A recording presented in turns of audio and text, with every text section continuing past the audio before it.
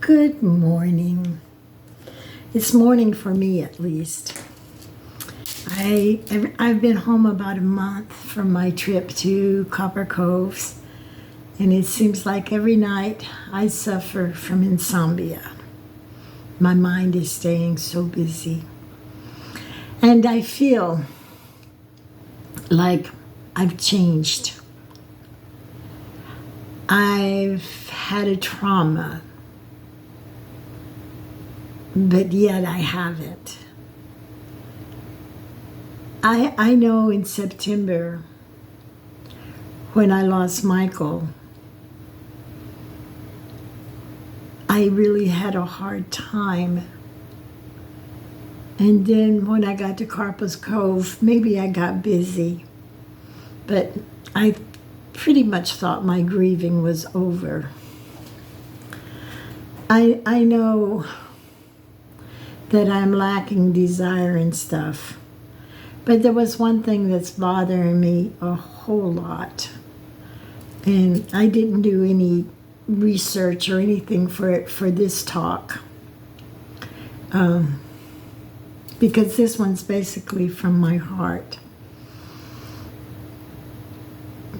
I'm thinking about when I was in Copper Cove and I was looking at the weather map. And you see that cold front coming down and it looked like a blob, from the movie The Blob, where it's going to eat you. I found that kind of scary. And I don't ever remember seeing any such thing in my life. And that storm, we kept our electricity and everything, but it was pretty intense. And then the second storm that came down like a blob, I had left Copper Cove that day, and I was just right in the bottom half of Dallas on I-20, so I missed the fun that Dallas had. But it took me almost 4 days to get home. I spent 3 nights in a hotel because I was driving so slow. Not because I wanted to drive slow, but the traffic was slow. But it was safe, and then when the sun goes down, then I don't drive anymore, and the days are short and everything. And I didn't stay the nights in the rest areas because it seemed to me that if I had closed down my car at sunset and I get up at sunrise, that's a lot of hours to be just sitting still and alone. So I did the hotels instead.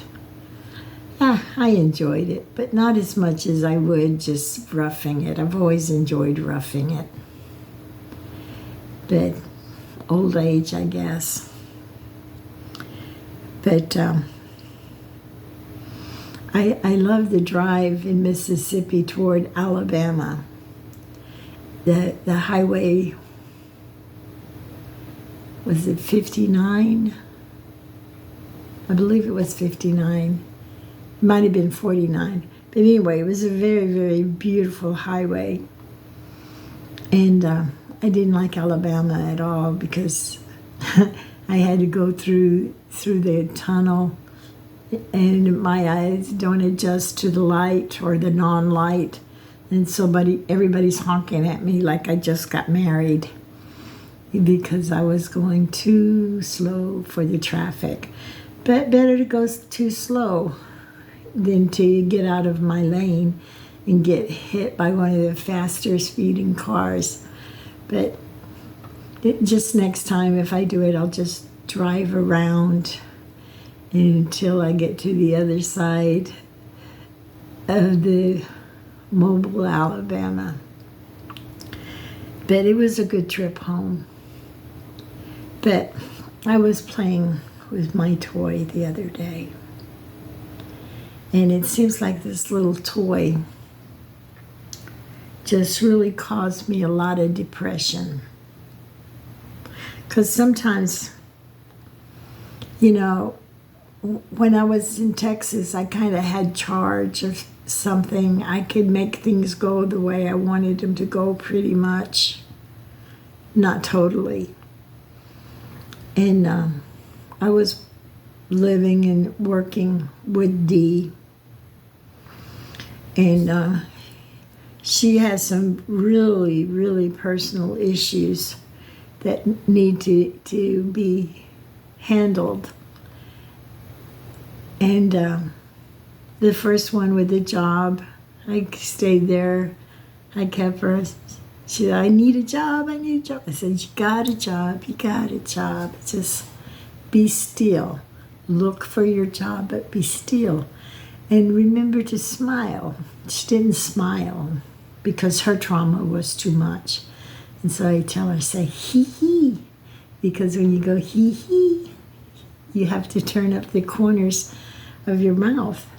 And then I got to hee hee, ha ha.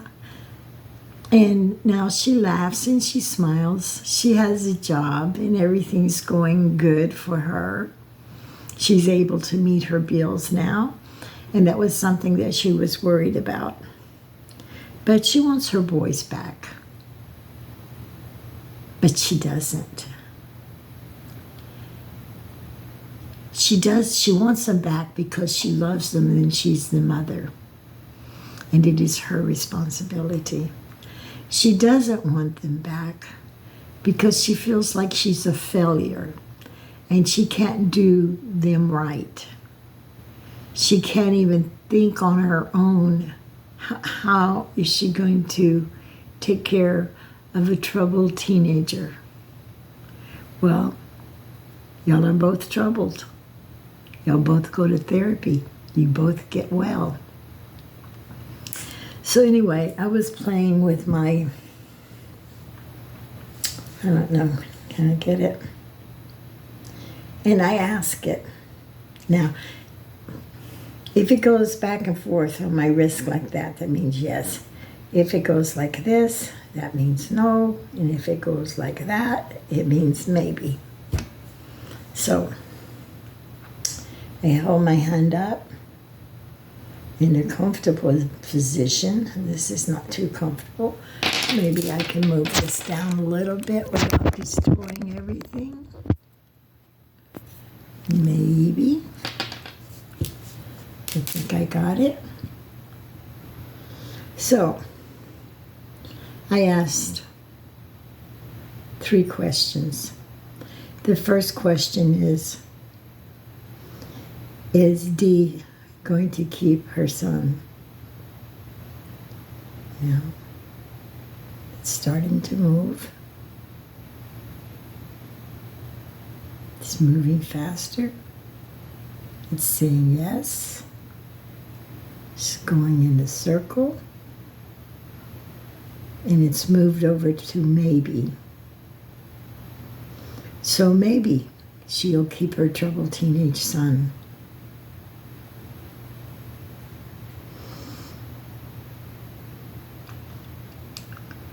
Then the next question I ask, does Tommy want to let her son go?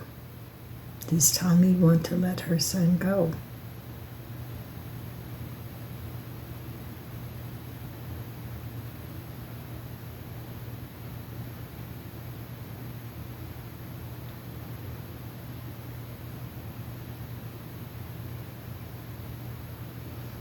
And we gotta know.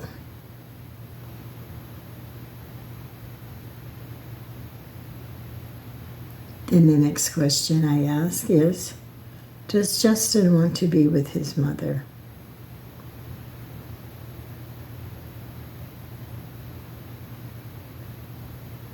And it's moving in a small circle.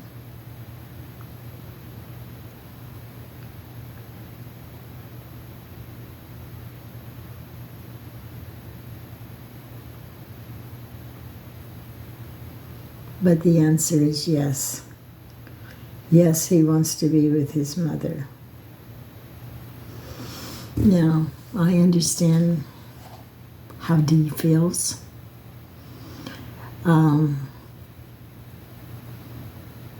because she lost her memory from a narcissist, and then she goes to a narcissist, and she always is apologizing and saying things, asking permission to get her son.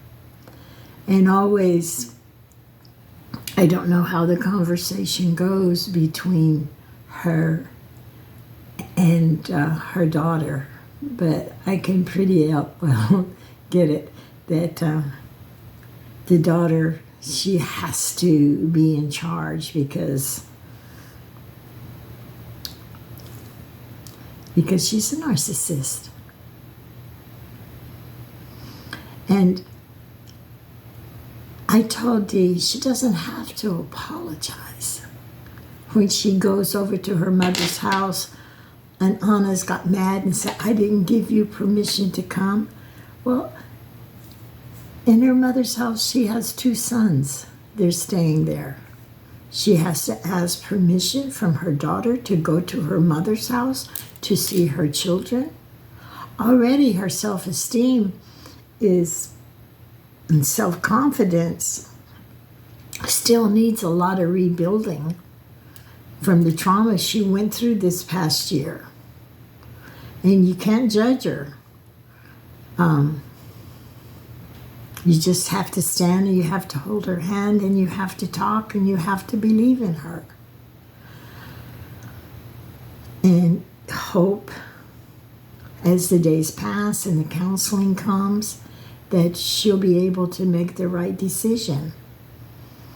And I understand Tommy too, because Tommy's always been that mother hen. She always has to have all the kids in her nest. I don't think she heard about the empty nest. When the children grow up, they got to go away because they got to make their own lives. And yes, it leaves us lonely. I suffer a lot from loneliness because my kids live everywhere but here. Well, anyway, when I got back off my trip, I'm not happy. I'm not happy here. And I don't want to stay here. But I have to come to the realization this is my home. This is where I will stay until I can do something different. But at the present moment, there's nothing different than I can do. So, but this right here, it put me in a state of depression because I know everybody needs everybody. Everybody loves everybody. I got to the point in Copper's Cove when I heard the words, I love you. I would get so angry. I just so angry. I love you. I love you. And what the hell is this I love you shit? Hannah is dictating to everybody who can come, who can go, who can do this, and who can do that. And if you don't do it her way, then you have hell to pay. And then when she gets her way, it goes, I love you. And they respond back, I love you. And I said, if you say I love you one more time, I'm going to hurt you. We all need love. But we need unconditional true love. Not, if you do this, then I love you. If I have to do things and suffer for you, and cry as you break me down and mess up my confidence and do horrible things around the house and kill the dogs and whatever, then I don't need your love. I don't want your love, and I don't want to be around you. So I was having issues with that. And anybody I hurt your feelings, I don't mean to, because I'm just speaking my heart. I couldn't stay and watch the abuse. Anna was abusing her mother. Anna was abusing her grandfather and her grandfather. She was abusing the animals. She was abusing the people in the house. And then she'd come prancing out with her blue hair and say, "I love you." Ugh. Please don't love me. I have enough issues in my life. But anyway, I worry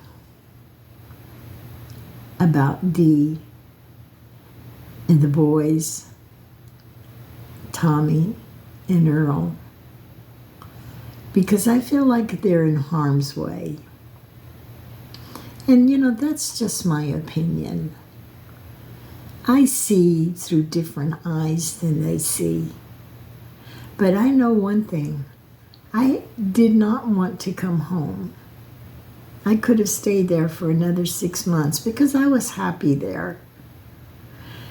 But I couldn't handle the abuse. To me,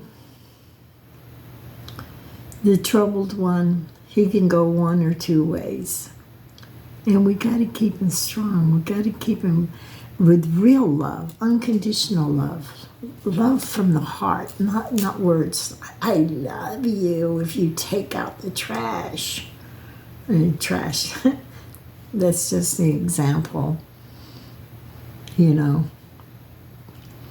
But, and I'm kind of being vague because I guess I really don't want to talk about it because it upsets me, but yet it upsets me not to talk about it. And I want to stay strong for my family, and I want to be the support they need. And I don't know how to be non-judgmental about the person that's causing what I say is abuse in the family. And I feel very sad about that. And I am planning my next trip. I was going to go to New Hampshire, but I'm not driving through Ohio. I'm not brave like President Trump, that he goes and he stands there in the chemicals. I wish everybody would move, but you can't. Sometimes you're just stuck where you're at. And I watch those people drink the water. And I'm saying to myself, I hope that wasn't your cheat test on the water you were doing, because if not, you might get sick too. So the world is having problems. So because I'm a coward, I won't be going to New Hampshire and at the moment anyway. But I will most likely be heading back for Texas as soon as I get my finances all gathered up again and get my savings going again. I know I don't sound very enthusiastic, but I love my family, and But am I good help for my family?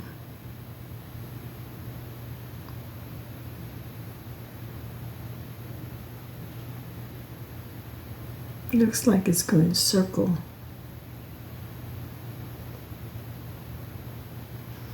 Maybe I was. Maybe I am. Maybe I don't know which way to turn. Maybe I don't know what to do. Because you can only lecture so much. And you can only pray so much. And then you have to step back and you have to say, I said what I said. I love you. But you follow your heart's desire. That's the best you can do. That's the best you can do. Now that I've said my sad piece, I'll talk about other things later. I'm going to try and go to sleep. It's like 4 o'clock in the morning and I have things to do tomorrow. And if it goes like the rest of the month's gone, I ain't getting nothing done because I'm just not sleeping. And but anyway, I hold in my heart the best things for my family. And I pray for the best things for my family. Remember, like, subscribe, and share the video. If you have any solutions for me, please put them in the comments. Because I need all the help I can get. And I love you.